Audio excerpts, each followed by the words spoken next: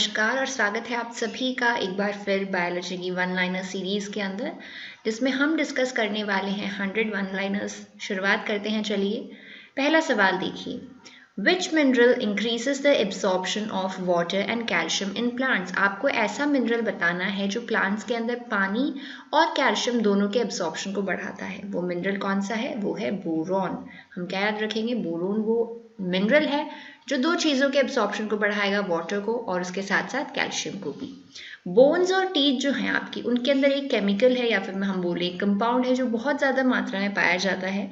वो मेनली किन चीज़ों से बने हुए होते हैं ट्राई कैल्शियम फॉस्फेट से। ठीक है, तो हमें ये तो यूजुअली मालूम होता है कि बोन्स और टीथ के अंदर कैल्शियम प्रेजेंट होता है, फॉस्फेट भी है, बट अगर कंपाउंड का नाम आपसे पूछा जाए तो वो क्या होगा? Try calcium phosphate. आर्थराइटिस आपकी होती है जोड़ों से रिलेटेड जो प्रॉब्लम है वो, ये ज़्यादा किसे अफेक्ट करती है? ये महिलाओं को ज़्यादा अफेक्ट करती है, पुरुषों की तुलना में महिलाओं के अंदर आर्थराइटिस ज़्यादा देखने को मिलेगा। अगर आप भी अपने आसपास अपने जो बुजुर्ग लोग हैं उनकी उम्र के लोगों में देखोगे तो आर्थराइटिस ज़्यादा जो है वो महिलाओं को अफेक्ट करता है। केन शुगर जो है, केन शुगर कौन सी होती है? सुक्रोज को हम केन शुगर के नाम से जानते हैं। ये एक्चुअल में क्या है? कार्बोहाइड्रेट है, फैट है, प्रोटीन है, यानी इस तरह से अगर आप इसके केमिकल कंपोजिशन की बात करो तो ये किस तरह का है? तो ये एक कार्बोहाइड्रेट होता है। सुक्रोज जो है वो क्या है? कार्बोहाइड्रेट है। अगले सवाल पे चलते हैं। ब्रॉड स्पेक्ट्रम एंटीबायोटिक्स क्या होते हैं? ब्रॉड का मतलब होता है चौड़ा, जिसकी चौड़ाई अधिक हो। तो ब्रॉड स्पेक्ट्रम एंटीबायोटिक्स वो होते हैं, यानी कि वो दवाइयाँ जो कि बहुत सारे बैक्टीरियाज के अगेंस्ट काम करती हो। इनका मतलब है अगर ब्रॉड स्पेक्ट्रम एंटीबायोटिक की आपने एक दवाई ले ली तो हो सकता है वो आपको 10 बैक्टीरिया या फिर 5 अलग अलग बैक्टीरिया उनके इन्फेक्शन से बचाए। तो ऐसी एंटीबायोटिक को हम ब्रॉड स्पेक्ट्रम एंटीबायोटिक बोलेंगे, जो एक वाइड रेंज यानी कि कई प्रकार के रोगवाहक जीवाणुओं के विरुद्ध जो कार्य करती है उनको हम बोलते हैं ब्रॉड स्पेक्ट्रम। और इसके साथ साथ ही एक होती है नैरो स्पेक्ट्रम। नैरो का मतलब क्या होता है? नैरो का मतलब होता है सिकुड़ा हुआ। ठीक है, नैरो कौन से होंगे? जो बहुत ही कम बैक्टीरिया के खिलाफ, यानी एक दवाई है वो एक बैक्टीरिया को ही मार सकती है, उसे हम बोलेंगे नैरो स्पेक्ट्रम। तो यहाँ पे आपको एग्जाम्पल पूछे जाते हैं कुछ बहुत ही कॉमन हमारे पास में ब्रॉड स्पेक्ट्रम एंटीबायोटिक्स है, जिसका एक एग्जाम्पल है एम्पिसिलिन। एम्पिसिलिन किस तरह की आपकी एंटीबायोटिक है? ब्रॉड स्पेक्ट्रम, स्थूल क्रम वाली। अगर आपको किसी भी ट्री की एज एस्टिमेट करनी है तो हम क्या करेंगे? उसकी एनुअल रिंग्स को काउंट करेंगे। जब हम उसकी स्टेम जो होती है प्लांट की, अगर उसको आप देखोगे किसी भी ट्री की, अगर इसको ये हम अगर ऊपर से देख रहे हैं किसी भी ट्री की ये स्टेम है उसको, तो उसके अंदर इस तरह से रिंग्स फॉर्म्ड होती हैं। तो अगर आप ये रिंग्स गिन लोगे तो उनसे हमें जो एज है ट्री की, उम्र जो है उसका अंदाज़ा लग जाएगा। ठीक है, अब बताइए कि जो पॉलन ग्रेन्स होते हैं फ्लावर्स के, जो इंसेक्ट पॉलिनेटेड अगर हैं, अगर इंसेक्ट पॉलिनेटेड है तो उनमें ऐसा क्या खास बात होगी उन पॉलन ग्रेन्स के अंदर? तो ये पॉलन ग्रेन्स को अगर पॉलिनेट होना है तो बहुत ज़रूरी है कि इंसेक्ट के ऊपर चिपक जाए, और किसी भी चीज़ को अगर चिपकना है किसी चीज़ पे तो वो चिपचिपा होगा बहुत ज़्यादा। तो ये आप याद रखिए कि ये बहुत ही, एक तो स्टिकी होते हैं, चिपचिपे होते हैं, और दूसरे रफ होते हैं, और ये दोनों का ही इनका एक ही पर्पस है रफ और स्टिकी होने का, कि ये जो इंसेक्ट है उसके ऊपर आराम से चिपक जाएंगे, इसलिए कैसे होंगे? खुरदुरे और चिपचिपे। बटरफ्लाई की जो आंखें हैं वो रात में ग्लो करती हैं। बटरफ्लाई ही नहीं, आपने ये एनिमल्स में भी देखा होगा, काऊ की, बफेलो की, गाय भैंसों की, बकरी की, सबकी आंखें जो है रात में जलती हैं। अगर आप कभी ऐसे देख रहे हो टॉर्च मार के तो आपको उनकी आईज जो है वो अलग ही ग्लो करती हुई दिखती है। तो ऐसा क्यों? क्योंकि उनकी आंख के अंदर एक अलग से लेयर प्रेजेंट होती है जो कि किससे बनी हुई होती है? टैपेटम ल्यूसिडम की वजह से। ये वो केमिकल है जिसकी वजह से जो एनिमल्स हैं और जो बटरफ्लाई है इनकी आंखें रात को ग्लो करती हैं। अगर आपने एक बॉइल्ड एग खाया है तो उससे कितनी एनर्जी रिलीज होगी आपकी बॉडी में? आपकी बॉडी में ऑलमोस्ट 77 कैलोरी एनर्जी जो है वो रिलीज होगी। रेडियोलॉजिस्ट जो है, रेडियोलॉजिस्ट वो होते हैं जो जैसे आपके एक्सरे वगैरह लेते हैं। ठीक है, ये आपके एक्सरे जो है लंग्स का लेते हैं, आपके जितने भी जोड़ वगैरह हैं, जैसे अगर आपको कोई फ्रैक्चर हो गया कहीं पे तो वहाँ पे भी एक्सरे लिया जाता है सबसे पहले। पर आपने ऐसा कभी नहीं सुना होगा कि इंटेस्टाइन का कभी एक्सरे लिया हो। तो इंटेस्टाइन के लिए सोनोग्राफी वगैरह करी जाती है। तो डॉक्टर्स ने मतलब ऐसा क्यों किया है कि उन्होंने इंटेस्टाइन का नहीं लिया एक्सरे और बाकी सब ऑर्गन्स का वो ले रहे हैं? ऐसा इसलिए क्योंकि इंटेस्टाइन जो है वो आपको साफ प्रकार से नहीं दिखती है एक्सरे के ऊपर, तो कोई मतलब ही नहीं है एक्सरे करने का, क्योंकि क्लियर पिक्चर जो है वहाँ पे नहीं आने वाली, इसीलिए इंटेस्टाइन का जो एक्सरे है वो कभी भी नहीं किया जाता है। ठीक है, एम्फाइसेमा एक रोग है। एम्फाइसेमा सिगरेट स्मोकर्स जो होते हैं उनके अंदर बहुत ज़्यादा पाया जाता है। ये कौन से ऑर्गन को इफेक्ट करेगी? तो जैसे ही मैंने बोला कि ये सिगरेट स्मोकिंग से होता है, वैसे ही आप समझ गए होंगे कि ये इफेक्ट करने वाली है आपके फेफड़ों को, लंग्स को। ओके, ठीक है। मेज के अंदर जो पॉलिनेशन है, देखिए मक्का के अंदर जो पॉलिनेशन है वो किसकी सहायता से होता है? वो होता है एयर की हेल्प से, यानी कि विंड पॉलिनेशन पाया जाता है मेज के अंदर। ओके, ये हम याद रखेंगे। पिट्यूटरी ग्लैंड कहाँ पे आपकी स्थित है? पिट्यूटरी ग्लैंड हमारे ब्रेन के अंदर लोकेटेड है। हाइपोथैलेमस कहाँ पे लोकेटेड है? ब्रेन का एक पार्ट है मतलब। और उसके अलावा पीनियल ग्लैंड कहाँ पे लोकेटेड है? ब्रेन के अंदर लोकेटेड है। रेसरपीन एक केमिकल है, इसको यूज किया जाता है किस चीज के लिए? आर्थराइटिस को ठीक करने के लिए इस केमिकल को यूज किया जाता है, टू क्योर आर्थराइटिस। ठीक है। ऐसे ग्लैंड्स कौन से हैं जिनको आप डक्टलेस ग्लैंड्स के नाम से जानते हो? डक्टलेस ग्लैंड्स वो होते हैं एंडोक्राइन ग्लैंड्स, क्योंकि इनके पास अपनी डक्ट्स नहीं होती हैं। नली विहीन इनको इसीलिए बोलते हैं क्योंकि इनके अंदर अपनी कोई भी डक्ट प्रेजेंट नहीं होती है। ठीक है, एंडोक्राइन को हम बोलेंगे डक्टलेस ग्लैंड।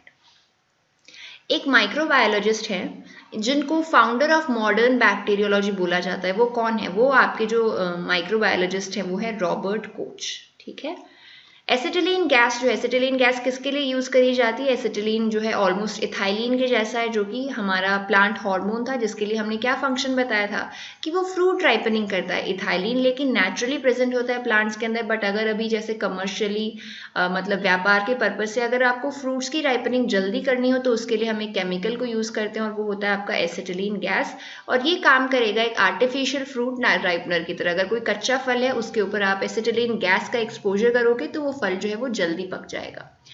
आगे सवाल देखिए, टाइफॉइड फीवर जो है वो किससे होती है? बैक्टीरिया से, वायरस से, किससे? जो टाइफॉइड फीवर होती है एक बैक्टीरिया से। आप मुझे बताइए कौन से बैक्टीरिया से होती है? ठीक है। अगला आपको बताना है कि एक स्पंज जो है वो क्या है? एक एनिमल है, एक प्लांट है, या क्या है? तो देखिए स्पंज एनिमल्स की कैटेगरी में आता है। स्पंज जो है आपके एक्वेटिक इकोसिस्टम के अंदर मिलता है। स्पंज का जो स्केलेटन है ज़्यादातर ये आपका जो फ्लोर होता है ओशियंस वगैरह का, वहाँ पे पाया जाता है। इसकी स्ट्रक्चर देखिए, ये सब आपको याद नहीं रखना है, बस थोड़ा याद करने के पर्पज से हम बात कर लेते हैं। इस तरह की होती है और इसके अंदर पूरी बॉडी जो है एक स्पंज की, उसके अंदर इस तरह से पोर्स ही पोर्स प्रेजेंट होते हैं। अब देखिए ये बहुत ही मतलब प्रिमिटिव एनिमल है, तो इसके अंदर आपके जैसे सर्कुलेटरी सिस्टम, हार्ट, लंग्स ये सब तो प्रेजेंट नहीं होते हैं। तो इसमें सिंपली क्या होता है, जो भी वाटर है वो यहाँ से एंटर करता है इन पोर्स में से, ठीक है, और यहाँ से एग्जिट कर देता है। और जब तक ये पानी अंदर रहेगा तो जो भी चीज़ें स्पंज को ज़रूरी है वो उस वाटर से ले लेता है। ठीक है, ये सिंपल एक ऑर्गेनिज्म है। कहाँ होता है ये? एक्वेटिक इकोसिस्टम में ज़्यादातर मिलेगा, एक्वेटिक में ही मिलता है, और ये एक एनिमल की कैटेगरी में आता है। एक रेडियो एक्टिव एलिमेंट है जिसका इस्तेमाल हार्ट पेस मेकर्स में किया जाता है। वो कौन सा है? वो एलिमेंट है यूरेनियम, जिसको हम यूज़ कहाँ करते हैं? हार्ट के पेस मेकर्स में। पेस मेकर कौन होता है? नेचुरल पेस मेकर जो है हार्ट का वो कौन है? SA node. ठीक है, सवाल ये हमने किया है SA नोड में SA की फुल फॉर्म क्या है? क्या पता ये भी आपको पूछी जाए। S से होता है साइनो एट्रिक्युलर नोड। ठीक है, साइनो एट्रिक्युलर नोड। ठीक है, अगले सवाल पे चलते हैं। स्पंजेस के बारे में अगर हम और बात करें तो स्पंज जो है यूनिसेलुलर नहीं होते। पहली बात हम क्या याद रखेंगे कि ये मल्टी सेलुलर ऑर्गेनिजम्स होते हैं। ठीक है, और दूसरा क्या है, इनकी बॉडी में पूरे पोर्स ही पोर्स प्रेजेंट होते हैं, जो मैंने अभी आपको डायग्राम में शो करे किस तरह से पोर्स इसमें हेल्प करते हैं। वाटर कुछ पोर्स के थ्रू अंदर आ जाएगा, अंदर जितनी देर तक वाटर रहेगा उसमें अगर कोई भी ऐसी चीज़ है जो स्पंज को जरूरी है, कोई भी ऐसा न्यूट्रिशन है या कुछ भी है, वो उसको खा लेगा, स्पंज है उसको एब्जॉर्ब कर लेगा और बाकी का जो वाटर है उसको अपनी बॉडी से बाहर निकाल देता है दूसरे पोर से। पोलियोमाइलाइटिस, तो पोलियोमाइलाइटिस सुनकर के आपको अजीब सा लग रहा होगा, बट इसी को अगर हम पोलियो बोलें तो हो सकता है आप सब इसका जवाब सही देंगे। तो पोलियोमाइलाइटिस और पोलियो दोनों सेम ही चीज़ हैं। और ये किस की वजह से होता है? ये एक वायरल डिजीज है, और जो वायरस है उसका नाम ही क्या है? Polio virus. तो ये तो बहुत ही ज़्यादा सरल हो गया, इसमें तो कुछ याद करने का है ही नहीं। आपको उन साइंटिस्ट का नाम बताना है जिसको father of embryology, founding father of embryology कहा जाता है। भ्रूण विज्ञान का संस्थापक जिसे कहा जाता है, उन साइंटिस्ट का नाम है कार्ल अर्नस्ट वॉन बेयर। ठीक है, हो सकता है आपको ये नाम थोड़ा टफ लगे, बट याद तो करना ही पड़ेगा। क्या नाम है इनका? Karl Ernst von Baer. आप 4 बार बोलोगे तो आपको ये नाम याद हो जाएगा। और उसके साथ ये भी याद रखें कि इन्होंने क्या किया था, ये थे फाउंडिंग फादर ऑफ एम्ब्रियोलॉजी, भ्रूण विज्ञान के संस्थापक। ठीक है, अगला सवाल देखिए, the process of engulfing matter by a living cell to be utilised for the energy using process. Engulfing का मतलब होता है निगल जाना। कोई भी आपकी कोशिका है, कोई भी जीवित कोशिका अगर है, उस कोशिका के बाहर देखिए, अगर ये कोशिका, इसके बाहर कोई ऐसा सब्सटेंस प्रेजेंट है जो इस सेल को जरूरी है, तो ये सेल क्या करती है, उस सब्सटेंस को निगल जाती है। और ये जो निगलने की प्रोसेस है, और उस प्रोसेस को हम किस नाम से जानते हैं, उस प्रोसेस को हम बोलते हैं एंडोसाइटोसिस। तो देखिए हमने पहले भी बात करी थी एंडो और एक्सो। एक्सो का मतलब होता है बाहर, एंडो का मतलब होता है अंदर। क्योंकि इस प्रोसेस के अंदर क्या हो रहा है, बाहर सेल के, कोशिका के बाहर कुछ है जिसे सेल को अपने अंदर लेना है ताकि उससे बाद में वो एनर्जी बना सके या किसी भी और काम में ले सके। तो हम इस प्रोसेस को क्या बोलेंगे, एंडोसाइटोसिस। ठीक है, कोई भी इसको एक्सोसाइटोसिस से कंफ्यूज नहीं करेगा। आगे आपको वो ब्लड सेल्स बतानी है, वो रक्त कोशिकाएं बतानी है जो रेस्पिरेटरी गैसेस के ट्रांसफर करती हैं ह्यूमन बॉडी के अंदर। तो वो कौन सी होंगी, एकमात्र हमारे पास आरबीसीज है। आरबीसीज ही वो ब्लड सेल्स हैं जो कि क्या करती हैं, रेस्पिरेटरी गैसेस। रेस्पिरेटरी गैसेस कौन सी है बताइए आप मुझे। रेस्पिरेटरी गैसेस हैं आपकी ऑक्सीजन और कार्बन डाइऑक्साइड। इनका ट्रांसफर करने का कार्य किसका होता है, आरबीसीज का होता है। ठीक है, आपकी बॉडी में वेस्ट डिस्पोजल सिस्टम कौन होता है सेल का, ऐसा कौन सा भाग है कोशिका का जो अपशिष्ट जो भी पदार्थ हैं उनको निपटाने का कार्य करता है या फिर उनको खत्म कर देता है। वो आपके कौन से होते हैं, वो होता है आपका लाइसोसोम। जितनी भी खराब चीजें प्रेजेंट होती हैं सेल के अंदर, लाइसोसोम क्या करेगा, उन सबको निगल लेगा और उसके अंदर जो एंजाइम्स प्रेजेंट होते हैं लाइसोसोम में, उनकी मदद से उन सबको तोड़ देता है छोटे छोटे पार्टिकल्स के अंदर। ठीक है, most abundant and widely distributed tissue, ऐसा कौन सा टिश्यू है, ऐसा कौन सा उत्तक है जो प्रचुर मात्रा में पाया जाता है, सर्वाधिक प्रचुर मात्रा में जंतु के शरीर में पाया जाने वाला जो उत्तक है वो आपको बताना है, और वो होता है आपका कनेक्टिव टिश्यू। जैसे अगर आपको सीधा समझ में नहीं आया कि कनेक्टिव टिश्यू क्या है, कनेक्टिव टिश्यू क्या है, आपस में जोड़ने का कार्य करेगा कनेक्टिव टिश्यू। जैसे आपके बोन्स हो गए, बोन्स कनेक्शन का काम करते हैं। ठीक है, कार्टिलेज हो गया, टेंडन हो गया आपका। ठीक है, तो ये सब कनेक्टिव टिश्यू जो है वो सर्वाधिक मात्रा में पाया जाता है। ऐसा कौन सा ऑर्गन है which helps in preventing entering of swallowed food into the lungs, जो आप खाना निगलते हैं वो लंग्स में ना जाए, ऐसा कौन, मतलब वो ना जाए, इस चीज की देखभाल के लिए कौन सा ऑर्गन है आपकी बॉडी में, वो है हमारा एपिग्लॉटिस, जिसके बारे में हमने पहले भी बात करी थी कि ये क्या करता है, ट्रेकिया को ढक लेता है। जैसे ही आप खाना निगल रहे होते हो तो क्या होगा, आपके जो फेफड़े हैं उनके अंदर भोजन नहीं जाएगा। ठीक है, सेल की डिस्कवरी किसने करी थी और सेल जो नाम है वो किसने दिया था, ये दोनों ही रॉबर्ट हुक ने किया था। दोनों ही कार्य किसने करे थे, रॉबर्ट हुक ने। इन्होंने सेल की डिस्कवरी भी करी थी और सेल नाम भी दिया था। क्योंकि देखिए कोई भी चीज अगर आपने डिस्कवर करी है तो उसका पहले से तो जरूरी नहीं है कोई नाम हो, तो नाम भी तो देना पड़ेगा। ठीक है, पैथोजेनिक बैक्टीरिया जो होते हैं, जो रोगजनक जीवाणु होते हैं, वो आपके शरीर में आकर ऐसा क्या करते हैं, वो क्या करते हैं, वो एंटीजन सीक्रेट करते हैं। आते ही वो क्या करते हैं, अपने मैसेंजर्स भेज देते हैं, और वो कौन होते हैं, एंटीजन्स। और जैसे ही एंटीजन्स हमारी बॉडी में आएंगे, ये अगर आपकी बॉडी है, आपकी बॉडी के अंदर जैसे ही एंटीजन्स आए वैसे हमारी बॉडी क्या करेगी, एंटीबॉडीज का फॉर्मेशन करेगी, और ये इन एंटीजन्स के साथ में लड़ेंगे और या तो उनको खत्म कर देंगे, और खत्म नहीं कर पाएंगे तो हमारे अंदर डिजीज हो सकती है, उसके थोड़े बहुत सिम्टम्स आ सकते हैं। फिर देखिए अगला वही सवाल आ गया कि पोलियोमाइलाइटिस किसकी वजह से होता है। पहले हमने बोला था कि एक वायरल डिजीज है, अब हम बता रहे हैं कि ये होता है पोलियो वायरस की वजह से। पोलियो वायरस कॉज करता है पोलियोमाइलाइटिस, लेकिन इंडिया के अंदर पोलियो वायरस या फिर पोलियो जो डिजीज है वो किस स्टेट में है, वो है इरेडिकेटेड। अब देखिए ये इरेडिकेटेड डिजीजेस एग्जाम इतने इंपॉर्टेंट क्यों हैं एग्जाम के लिए, क्योंकि गिनी चुनी डिजीजेस हैं जो अभी तक इरेडिकेट की गई हैं। एक कौन सी है, स्मॉल पॉक्स, और दूसरी कौन सी है, पोलियो वायरस। इसीलिए हम इनको याद रखेंगे। Organ that primarily regulates the electrolytes in the body. Electrolytes जैसे आपका जितने भी आपके एलिमेंट्स होते हैं जो आपके ब्लड में प्रेजेंट है, जैसे कि आपका सोडियम हो गया, जैसे आपका पोटेशियम हो गया, कैल्शियम हो गया, इन सब एलिमेंट्स को एक फिक्स्ड कंसंट्रेशन में रहना जरूरी होता है हमारी बॉडी में अलग अलग जगह पे काम करने के लिए। तो वो जो फिक्स्ड अमाउंट में होता है वो आपके शरीर का कौन सा ऑर्गन है जो उसको एक फिक्स्ड लेवल्स पे रखता है, वो आपके होते हैं किडनीज। तो किडनीज जो हैं हमें मालूम है यूरिन फॉर्मेशन का काम करती हैं। यूरिन फॉर्मेशन के साथ साथ ये जो भी वाटर है आपकी बॉडी में, वाटर के लेवल्स को मेंटेन रखती हैं किडनीज, और उसके साथ साथ में जो भी इलेक्ट्रोलाइट्स हैं आपके, इलेक्ट्रोलाइट्स बेसिकली होते हैं आपके आयंस जो आपकी बॉडी में प्रेजेंट होते हैं, उनको भी क्या करती है, एक पर्टिकुलर लेवल के अंदर रखती है। एक साइंटिस्ट हैं जिनको ब्लड ग्रुप सिस्टम डिस्कवर करने का क्रेडिट दिया गया है। उसके साथ साथ ही उनको RH फैक्टर डिस्कवर करने का क्रेडिट दिया गया है और पोलियो वायरस भी डिस्कवर करने का क्रेडिट दिया गया है। वो कौन से साइंटिस्ट हैं? अब देखिए, पोलियो वायरस का तो मुझे भी नहीं मालूम था, बट हमने ब्लड ग्रुप सिस्टम और RH फैक्टर दोनों के लिए डिस्कस किया है कि दोनों किसने दिए थे? कार्ल लैंडस्टीनर ने। तो ये सवाल आप सही कर सकते हैं। तो ऐसा नहीं है कि आपको हर कितने साइंटिस्ट का नाम याद रखना ज़रूरी है, बट अगर इस तरह से मल्टीपल आपको बताए कि उनके द्वारा किए गए आपको अगर बहुत सारे कार्य बताएं तो हो सकता है उनमें से आपको एक तो आता हो और आप वो क्वेश्चन सही कर सकते हैं। लिविंग ऑर्गेनिजम्स जो हैं उनका बेसिक बिल्डिंग ब्लॉक क्या होता है? सेल, कोशिका जो है वो बेसिक बिल्डिंग ब्लॉक है, बुनियादी निर्माण का जो खंड है किसी भी जीव या जंतु के शरीर में, वो कौन है? कोशिका है। Smallest unit of organisation living thing में के अंदर क्या है? सबसे छोटी इकाई जो ऑर्गेनाइजेशन की है वो भी सेल है। क्यों? क्योंकि सेल, बहुत सारे सेल मिलकर के क्या बनाते हैं? टिश्यू बनाते हैं। टिश्यूज अलग अलग तरह के मिलकर के क्या बनाते हैं? ऑर्गन बनाते हैं। ठीक है, बहुत सारे ऑर्गन्स मिलकर के एक तरह का ऑर्गन सिस्टम बनाते हैं। ठीक है, और ऑर्गन सिस्टम बहुत तरह के मिलके क्या बनाते हैं? एक ऑर्गेनिज्म को बनाते हैं। तो ये जो पूरी सीक्वेंस है, इस सीक्वेंस का जो सबसे ईजीएस्ट या फिर सबसे इंपॉर्टेंट लिंक या फिर जो स्मॉलेस्ट यूनिट है वो कौन है? सेल है।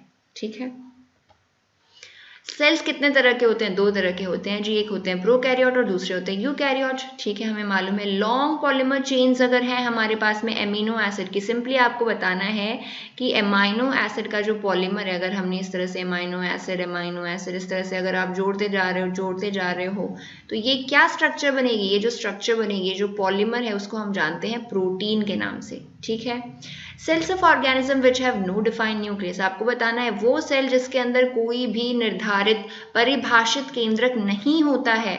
तो ये एक सिंपल डेफिनेशन है प्रोकैरियोट्स के बारे में, अकेंद्रिक के बारे में। अकेंद्रिक यानी कि मतलब नहीं, उसके अंदर केंद्रक प्रेजेंट नहीं होता है, परिभाषित नहीं होता है। तो वो कौन से होंगे? प्रोकैरियोट्स। और उसके अलावा वो ऑर्गेनिजम्स जिसके अंदर एक परिभाषित केंद्रक डिफाइंड न्यूक्लियस होता है वो आपके कौन से होते हैं? यूकैरियोट्स। ठीक है, quantity of fresh air required by a man, एक आदमी को, किसी भी एक मनुष्य है उसको कितनी क्वांटिटी, कितनी ताज़ी हवा की ज़रूरत होती है? उसको कम से कम 1000 क्यूबिक फीट एयर की ज़रूरत होती है हर 20 सेकेंड के लिए। तो देखिए यहाँ पे हमें एयर इतनी चाहिए है, प्लांट्स इतने कम हो रहे हैं हमारे जो पूरा आप देख रहे होंगे आसपास, इसीलिए प्लांट्स हमें लगाना बहुत ज़्यादा ज़रूरी ताकि ये हमारी जो डिमांड है वो मेनटेन होती रहे। ओके, 100 क्यूबिक फीट एयर सिर्फ और सिर्फ 20 सेकेंड्स के लिए। Excessive heating and repeated using of cooking oil, अब देखिए जो बाहर हमारी शॉप्स होती हैं फास्ट फूड वगैरह की, उनके अंदर क्या होता है, जो ऑयल वो यूज़ करते हैं, अगर किसी एक प्रोसेस में वो बच जाता है तो वो उसी ऑयल को फिर से किसी और डिश बनाने में यूज़ कर लेते हैं। ठीक है, यानी वो अपना ऑयल क्यों ही बेचेंगे। लेकिन ये जो वो करते हैं और हम लोग जो खाते हैं वहाँ से खाना, ये बहुत अच्छा नहीं है सेहत के लिए। क्यों?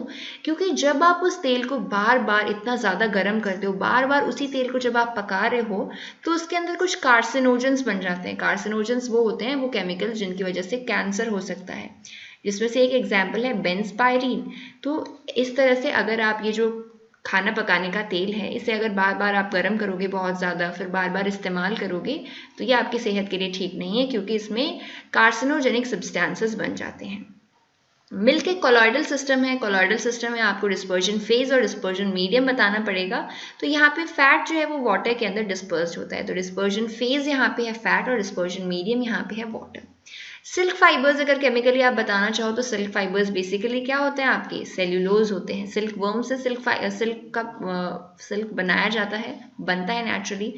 रॉबर्ट कोच ने क्या किया था? रॉबर्ट कोच ने कॉलेरा जर्म्स की डिस्कवरी करी थी। जो कॉलेरा आपकी डिजीज है, कॉलेरा डिजीज किसकी वजह से होती है, उसकी डिस्कवरी किसने करी थी? रॉबर्ट कोच ने करी थी। एप्पल जो है, एप्पल आयरन के अंदर रिच होता है। वैसे हमने बताया आपको, जो फ्रूट्स होते हैं, जो ग्रीन वेजिटेबल्स होती हैं, वो सारी आयरन के अंदर बहुत ज़्यादा रिच होती हैं, लेकिन आयरन के अंदर एप्पल के अंदर भी आयरन की मात्रा काफ़ी पाई जाती है। Most abundant elements in human body, मानव शरीर के अंदर अधिकतम मात्रा में पाए जाने वाली एलिमेंट्स कौन कौन से? 4 एलिमेंट्स है। कौन कौन से? हाइड्रोजन है, ऑक्सीजन है, कार्बन है और नाइट्रोजन है। 4 कौन कौन से हो गए? Hydrogen, oxygen, carbon and nitrogen. एक क्रैब है, ठीक है, केकड़ा है, उसके कितने फीट्स होते हैं? 6 फीट होते हैं। तो देखिए जो आपके इंसेक्ट्स होते हैं आर्थ्रोपोडा में होते हैं, या आर्थ्रोपोडा में क्लासिफाइड है, ठीक है, शायद क्रस्टेशियंस के अंदर क्लासिफाइड है। तो उनके अंदर जो लेग्स हैं वो इंपॉर्टेंट होते हैं। लेग्स के बेसिस पे हमने फर्दर क्लासिफिकेशन किया हुआ है। तो पूछा जा सकता है मे बी कि क्रैब के अंदर कितने फीट होते हैं, 6। सिमिलरली आप मुझे बताइए कि जो इंसेक्ट है या फिर अगर हम बात करें जो मस्कीटो है नॉर्मल हमारा मच्छर जो है उसके अंदर कितने पैर होते हैं। ओके, गामा रेज जो है, गामा रेज की वजह से क्या हो सकता है, gamma rays gene mutation cause कर सकती हैं, इसीलिए गामा रेज को हम म्यूटाजेंस बोल सकते हैं। ठीक है, जो केमिकल्स कैंसर कॉज करते हैं उनके लिए हमने क्या टर्म यूज करी थी, कार्सिनोजेंस। ठीक है, तो हमने इसके आगे कार्सिनोजन के कैंसर के आगे जन लगा दिया। इसी तरह जो केमिकल से म्यूटेशन हो सकता है उनको हम क्या बोलेंगे, म्यूटाजेंस। जिन केमिकल से एलर्जी हो सकती है हम उनको क्या बोलेंगे, एलर्जेंस। तो सिंपल है, इस तरह से आप इनको साथ में रिलेट करके याद करिए तो आपको ज़्यादा समय तक याद रहेगा। ओवरी जो है, ओवरी किस में पाई जाती है, सिर्फ और सिर्फ महिलाओं में ओवरी पाई जाती है। काफ़ी सरल क्वेश्चन है। मिल्क जो है, मिल्क देखिए सौर हो जाता है, खट्टा हो जाता है अगर आप उसको काफ़ी देर तक खुले में रख दो। तो ऐसा क्यों, क्योंकि उसके अंदर एसिटिक एसिड का फॉर्मेशन हो जाता है। ठीक है, किसका हो जाता है, एसिटिक एसिड का। एड्रीनलिन जो है is release in axis quantity. Adrenaline बहुत ज़्यादा मात्रा में रिलीज होता है एक्साइटमेंट के टाइम। जब आप बहुत ज़्यादा एक्साइटेड होते हो तब कौन सा हार्मोन रिलीज होता है आपकी बॉडी से, एड्रीनलिन। और आप सब एग्जाम देने के लिए बहुत ही ज़्यादा एक्साइटेड हैं तो आपकी बॉडी में एड्रीनलिन का रिलीज बहुत ज़्यादा हो रहा होगा। ओके, नेक्स्ट क्वेश्चन देखिए, क्लोव जो है, लौंग, लौंग का जो हम इस्तेमाल करते हैं वो एक्चुअली एक फ्लावर बड, जो लौंग का पेड़ है उसके फ्लावर बड से हमने लिया है। फ्लावर बड को हम जब इस्तेमाल करते हैं तो हम उसे लौंग के फॉर्म में करते हैं। डार्विन्स फिंचेस, आप सबने नाम सुना होगा, ये क्या होते हैं, कुछ नहीं है, पक्षियों के एक समूह है ये बेसिकली।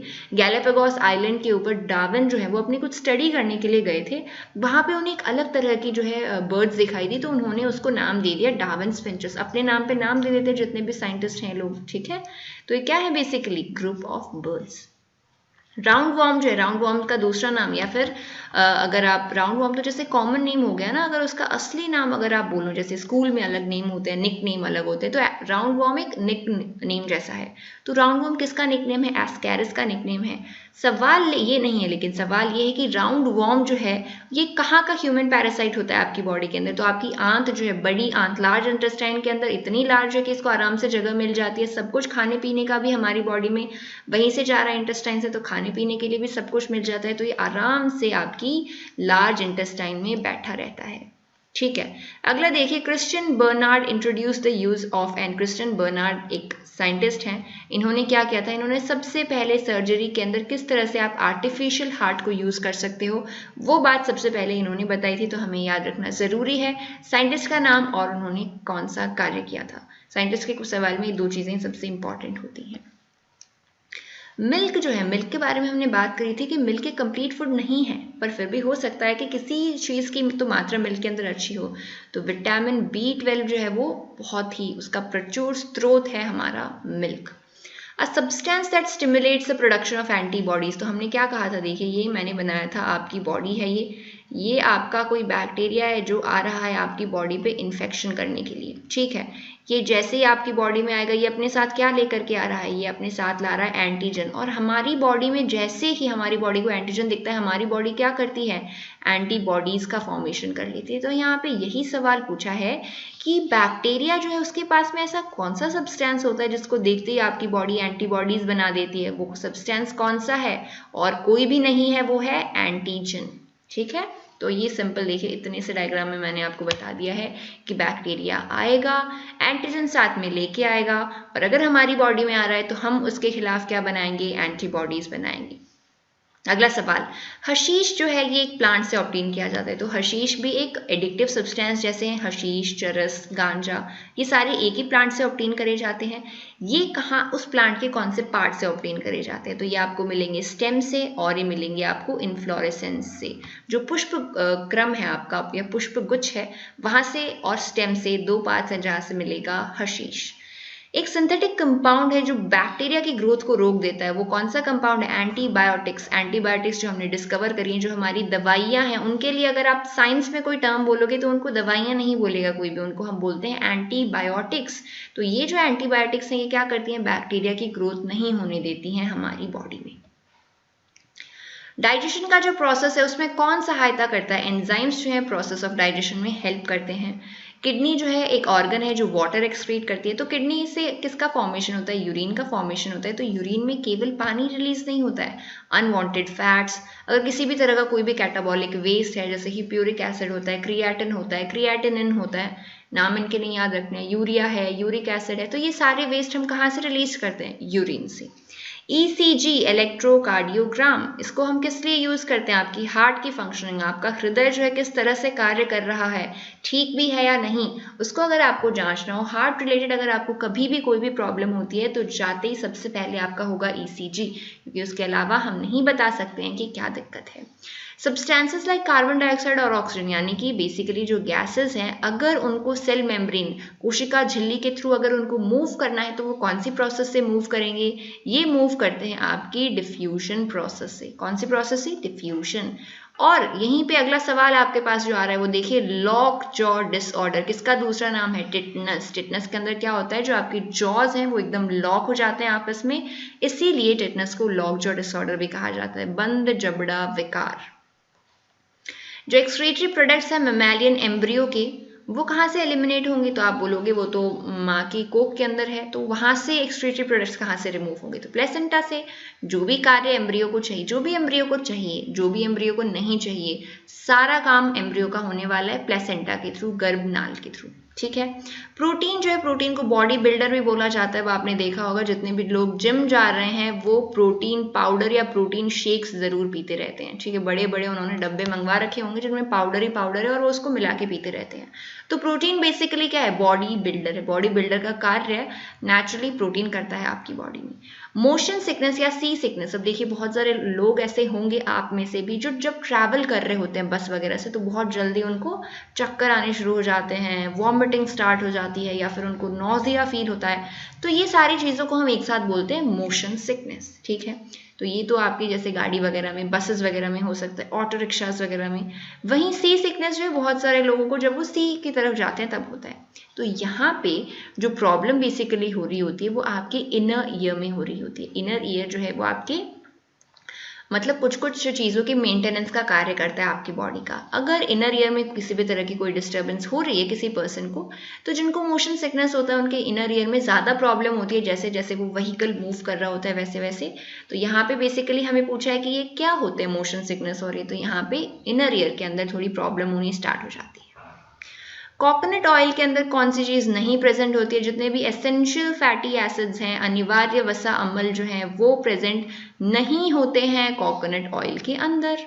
डिहाइड्रेशन के टाइम पे, यानी कि गर्मियों के अंदर जब लू चल रही होती है तब बहुत ज़्यादा पानी की कमी हो जाती है, उस टाइम पे आपके शरीर से पानी का तो लॉस होता ही होता है, ठीक है। तो ये चीज़ तो हम जानते हैं, डिहाइड्रेशन के टाइम पे क्या होता है, वाटर लॉस होता है हमारी बॉडी में, और वाटर के साथ साथ में आपकी बॉडी से सॉल्ट रिलीज भी बहुत ज़्यादा होता है, क्योंकि जितना भी आपको पसीना आता है, हमने बात करी थी स्वेट के अंदर पसीने में NaCl का रिलीज होता है, तो वाटर आपकी बॉडी से बाहर जाएगा, ये डिहाइड्रेशन हो रहा है, आपको वाटर भी बाहर जा रहा है आपकी बॉडी से और NaCl भी आपकी बॉडी से बाहर निकल रहा है। याद रखेंगे इस चीज़ को, ठीक है।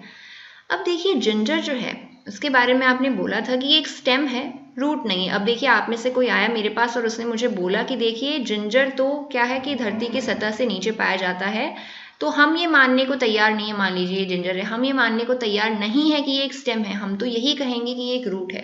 तो देखिए मैं उनको बताऊंगी कि स्टेम और रूट हम इस चीज़ से डिसाइड नहीं करते हैं, केवल इस बात के बेसिस पे हम नहीं बताएंगे कि वो ज़मीन की सतह से ऊपर है या नीचे है। स्टेम होने के लिए बहुत ज़रूरी चीज़ों की ज़रूरत होती है। वो क्या होती है, हम सब जानते हैं कि जो भी लीव्स होती है हमारी, जो भी पत्तियां होती है वो हमेशा स्टेम के ऊपर ही होती है, रूट के ऊपर नहीं होती है, ठीक है। और ये जो लीफ है ये जब भी कहीं भी उगती है तो ये सिर्फ और सिर्फ नोड के ऊपर उगती है। तो नोड और इंटरनोड ये दो ऐसी चीज़ें हैं जो केवल और केवल किस में प्रेजेंट होंगी, स्टेम के अंदर। तो ये दोनों मान लीजिए स्टेम के ISI मार्क्स हैं। नोड और इंटरनोड अगर आपको दिख गया, फिर भले ही वो चीज़ आपको ज़मीन के नीचे दिख रही हो, ज़मीन के ऊपर दिख रही हो, वो क्या होगी, स्टेम होगी। और जिंजर के अंदर नोड्स और इंटरनोड्स प्रेजेंट होते हैं। अगली बार जब आप अदरक को देखो तो आप देखना इसके अंदर आपको इस तरह से बहुत पतली पतली इस तरह से लाइंस मिलेंगी बहुत सारी, और ये क्या होती हैं, ये होते हैं नोड्स जिंजर के। इसीलिए जिंजर क्या है, एक स्टेम है और एक रूट नहीं है, ठीक है। अब देखिए जो चींटी है वो अपने आसपास के ऑब्जेक्ट्स को देख सकती है। तो क्या उसमें आंखें होती हैं हमारे जैसी? मुझे तो नहीं दिखती थी कभी भी। तो उनके अंदर हमारे जैसी आंखें तो नहीं हैं, उनके अंदर कंपाउंड आइज होती हैं। ठीक है, उनका नाम हमने रखा है क्या? Compound eyes. अगला सवाल है कि काइटिन एक मटेरियल है। काइटिन अगर आपकी स्किन की सतह के ऊपर प्रेजेंट है तो ये आपका हो जाता है impervious to water. Impervious to water का मतलब कुछ नहीं है, ये इसको थोड़ा सजा के इन्होंने बोला है वाटर प्रूफ। आपकी स्किन हो जाएगी वाटर प्रूफ अगर आपकी स्किन के ऊपर काइटिन प्रेजेंट है तो। ठीक है, अगला है कि एक हार्ट बीट को कितना समय रिक्वायर्ड है। तो हमने बोला था कि 1 मिनट के अंदर जो हमारी हार्ट बीट है वो ऑन एन एवरेज होती है 72। ठीक है, 72 होती है पर मिनट। तो अब देखिए हमने क्या किया, 72 को 60 से डिवाइड कर लिया, तो ये आपका आंसर आएगा ऑलमोस्ट 0.8 सेकेंड, क्योंकि हमने मिनट को सेकेंड में कन्वर्ट कर लिया है। तो अब हमें पता चल गया आपकी एक हार्ट बीट को कितने समय की ज़रूरत होगी, 0.8 सेकेंड की। ठीक है, तो 0.5 to 0.8 भी आपको मिल जाएगा।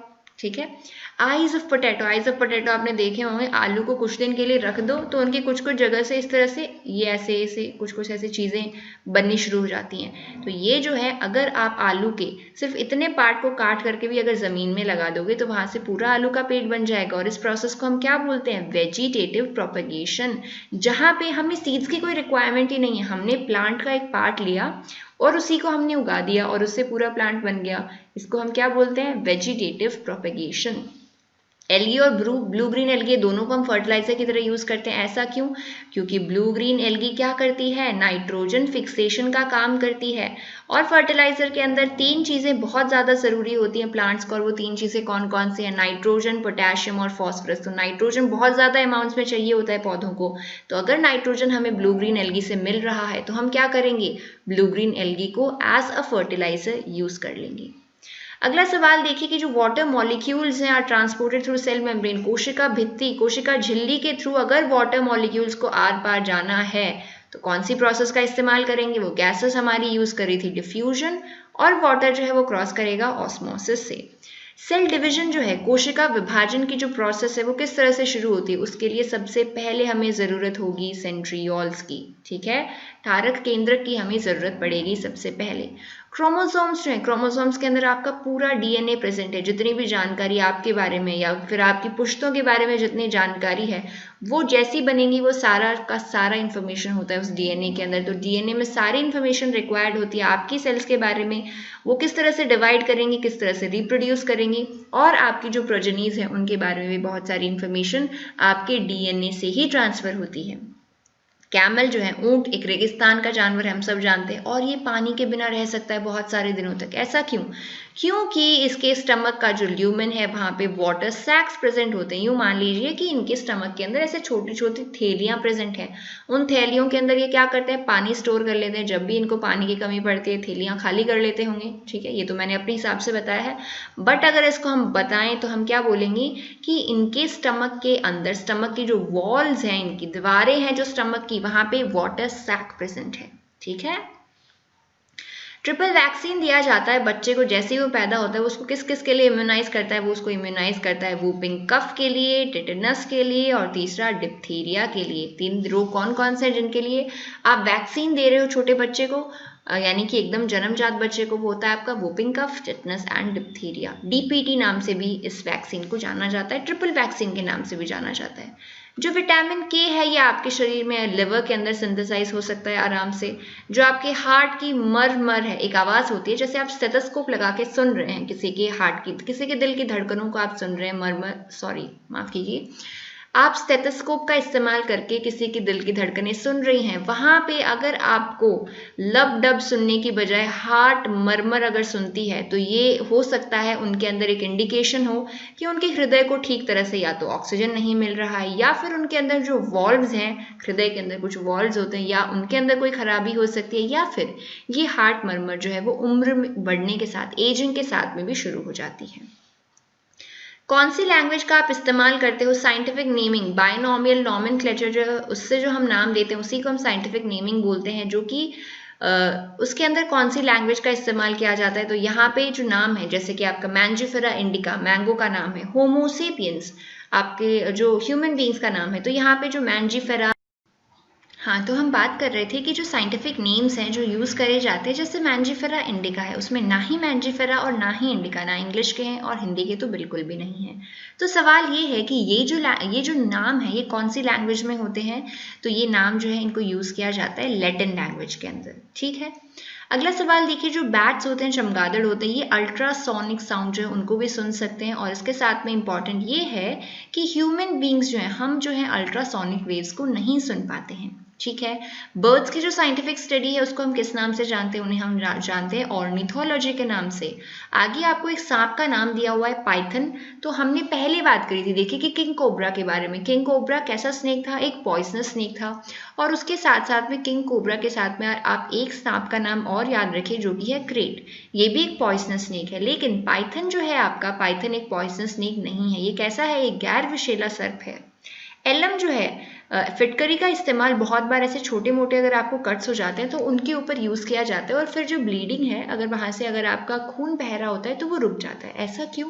क्योंकि एलम की प्रॉपर्टी होती है ये कोएगुलेशन कर देता है, ये थक्का जमाने का काम करता है। इस वजह से क्या होगा, जहाँ से भी आपकी ब्लीडिंग हो रही थी, जैसे यहाँ से ये वेसल जो है अगर ये टूट गई और यहाँ से ब्लीडिंग हो रही थी, इसको जा करके बंद कर देगा, ठीक है। सुक्रोज कंटेंट जो है शुगर केन के अंदर, गन्ने के अंदर जो सुक्रोज का कंटेंट है वो कम हो जाता है अगर बर्फ गिरती है। किस टाइम पे? अगर बर्फ जो है पीरियड ऑफ राइपनिंग के टाइप में, जो जो शुगर केन का पकने का जो समय होता है उस वक्त अगर बर्फ गिर जाती है तो क्या होता है, गन्ने के अंदर जो सुक्रोज की मात्रा है वो कम हो जाती है, ठीक है।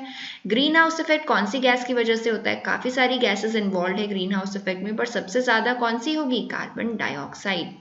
टैमीफ्लू एक ड्रग है, टैमीफ्लू का इस्तेमाल कहाँ किया जाता है? टैमीफ्लू का इस्तेमाल बहुत ज़्यादा किया जाता है बर्ड फ्लू के अंदर, ठीक है।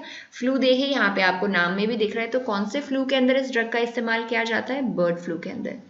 लैक जो है, लाह जो है, उसका निर्माण कहाँ से होता है? एक इंसेक्ट है जिसके द्वारा लैक का निर्माण होता है। आगे सवाल देखिए, द सीड्स, कुछ प्लांट्स ऐसे होते हैं उनकी सीड्स जो हैं, अगर वो किसी फ्रूट ईटिंग बर्ड, बहुत सारे पक्षी ऐसे होते हैं जो कि फ्रूट ईटिंग होते हैं, अगर उनकी डाइजेस्टिव ट्रैक्ट से वो सीड पास नहीं होगा तो वो सीड क्या है, वो कभी भी जर्मिनेट नहीं करेगा। ऐसा क्यों? क्योंकि इनके जो सीड्स कोट होते हैं वो इम्पर्मिएबल होते हैं, और एक बार जब ये यहाँ से क्रॉस कर जाते हैं उसके बाद में ये आसानी से जर्मिनेट कर जाते हैं, अंकुरित हो जाते हैं। सिल्क जो है आपको कहाँ से ऑब्टेन किया जाता है? सिल्क वर्म से ऑब्टेन किया जाता है, ठीक है। तो यहाँ पे सेरीकल्चर एक टर्म आप बता सकते हो क्या होता है? ब्लीडिंग ऑफ गम्स, आपके जो मसूड़ू हैं उनसे खून बहना, और आपके दांत जो है अगर वो लूज हो जाते हैं तो ये आपके हो सकता है विटामिन सी की डेफिशिएंसी से, ठीक है। दही जो है, दही खट्टा क्यों होता है? उसके अंदर ऐसा क्या होता है? दही के अंदर आपका लैक्टिक एसिड प्रेजेंट होता है, लैक्टिक अम्ल प्रेजेंट होता है, जिस वजह से दही जो है स्वाद में आपका कैसा होता है? खट्टा होता है। ब्रेकिंग ऑफ बोन्स, अगर कोई पर्सन है जिसकी बहुत ऐसे जल्दी जल्दी से बहुत फ्रैक्चर्स हो जाते हैं थोड़े से अगर उससे ही, तो ये एक साइन हो सकता है कि वो जो बंदा है, वो जो आदमी है, उसके अंदर कैल्शियम की डेफिशिएंसी हो। डायलिसिस का जो प्रोसेस है, डायलिसिस का प्रोसेस हम किसके लिए यूज़ करते हैं? जिन लोगों की किडनी एकदम से खराब होती है, वो कोई भी काम नहीं कर पा रही, तो उनमें डायलिसिस यूज़ किया जाता है। यहाँ पे एक प्रोसेस इन्वॉल्व होती है, कौन सी प्रोसेस है वो पूछा, यहाँ पे इन्वॉल्व होती है आपकी ऑस्मोसिस प्रोसेस डायलिसिस के टाइम पे। एग का development of an egg without fertilisation नहीं हुआ है, यानी कि स्पर्म और ओवम का फर्टिलाइजेशन नहीं हुआ है, लेकिन उसके बिना ऑर्गेनिज्म का डेवलपमेंट हो गया। डेवलपमेंट ऑफ एग नहीं होगा, ऑर्गेनिज्म होगा। तो इस प्रोसेस को हम क्या बोलेंगे? इस प्रोसेस को हम बोलते हैं पार्थेनोजेनेसिस। और पार्थेनोजेनेसिस जो आपकी लिजार्ड्स होती हैं, छिपकलियाँ होती हैं, इनकी बहुत सारी स्पीसीज होती हैं, इनके अंदर बहुत ज़्यादा पाया जाता है। ऐसे इंसेक्ट जो कि रिस्पॉन्सिबल हैं कोई डिजीज को ट्रांसमिट करने में, उन्हें क्या कहा जाता है? उनको हम जानते हैं वेक्टर के नाम से। जैसे कि बहुत ईजी है आपका, मलेरिया कौन से इंसेक्ट की वजह से होता है? फीमेल एनाफिलीज से। तो अगर आपसे मैं सवाल पूछूं कि मलेरिया का वेक्टर कौन है, तो वो कौन सा हो जाएगा? एनाफिलीज मॉस्किटो, ठीक है। आज के 100 सवाल जो है यहाँ पे समाप्त होते हैं। उम्मीद है आपको समझ में आए होंगे। Thank you for watching and have a great day.